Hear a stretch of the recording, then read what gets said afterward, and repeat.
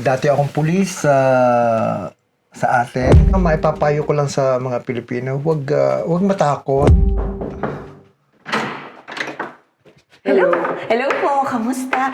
Dito po ba nakatira si Sir Veraldo Guevara, ang Filipino artist? Actually, ako yun. Tuloy kayo. Salamat po. Ako si Beraldo Guevara.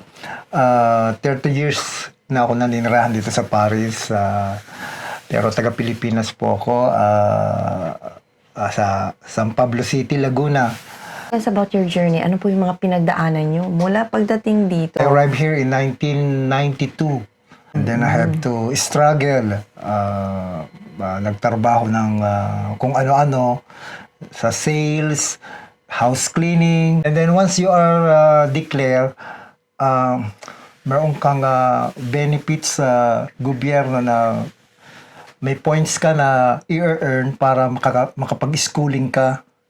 And then yung points na yung ginamit ko. And then nag-schooling ako, kumuha ako ng kursong pastries at saka baker. And then nakagraduate ako. Natapos ako ng aking OJT, hinire ako noong yung company na pinag-OJT-han ko. Pero bihira lang yon dahil siguro nagustuhan niya ako at saka isa pa siguro Pilipino. Alam mo naman kung paano magtrabaho ang Pilipino, mahusay, maayos, pulido. Hinire na ako. And then until now, Doon pa rin po ba kayo nagtatrabaho? doon pa rin ako nagtatrabaho. When niyo po na-discover that you've got this talent when it comes to arts? No, sa Pilipinas, hindi ko alam na ako may talent. Actually, hindi ko alam na ako may talent. And then, dito sa France, every vacation, nagta-travel kami mag-asawa, nag-vacation kami. May one time na kami nagpunta sa Labul, napahaba aming vacation na almost 2 weeks.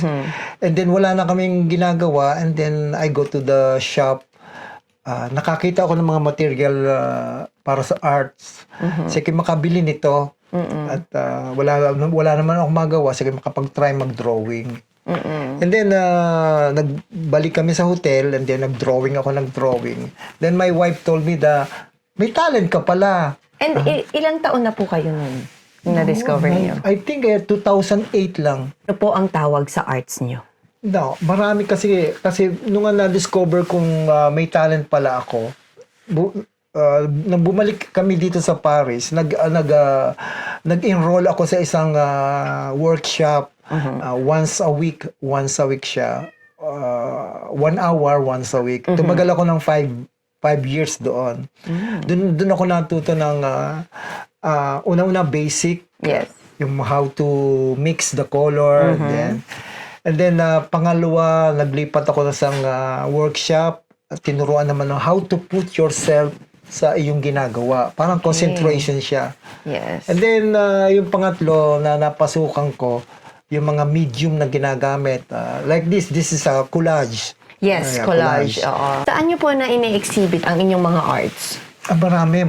Dito isa sa Sonlis, katatapos ko lang mag-exhibitor sa Sonlis, na naging successful naman. Sonlis, France. Sonlis, France. Yes. Medyo 2 hours from here. From Paris, okay. And then the other is in International Art Gallery.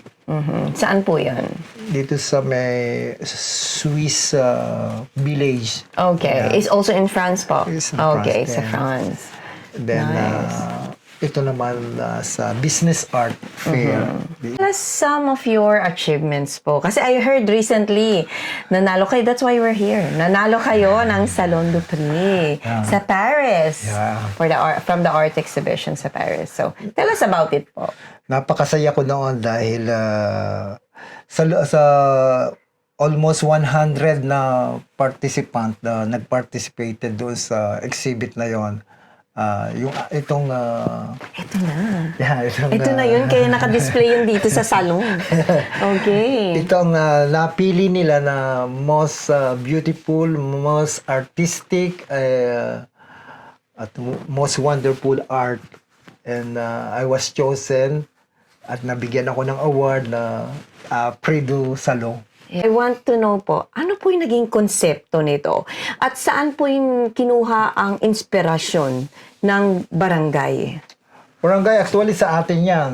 Pero hindi lang yung aking konsepto, meron din niya sa Brazil, sa South America, sa Malaysia, sa Indonesia, sa most mga Asian country. And then mas nag-concentrate ako sa atin dahil I was there. Yes, okay. Napatira ako sa gayaan lugar. Ano po naman po mapapayo niyo sa ating mga kababayan Filipino na, marami tayong pinagdadaan ng trabaho, iba-ibang part-time, pero kayo sinundan at pinagpatuloy niyo talaga kung nasaan yung passion niyo. Sa akin, maipapayo ko lang sa mga Pilipino, wag matakot, no? Magkaroon ng courage dahil lahat naman tayo may talent di ba? Ituloy lang ninyo, no? Huwag kayong mag-stick sa inyong comfort zone.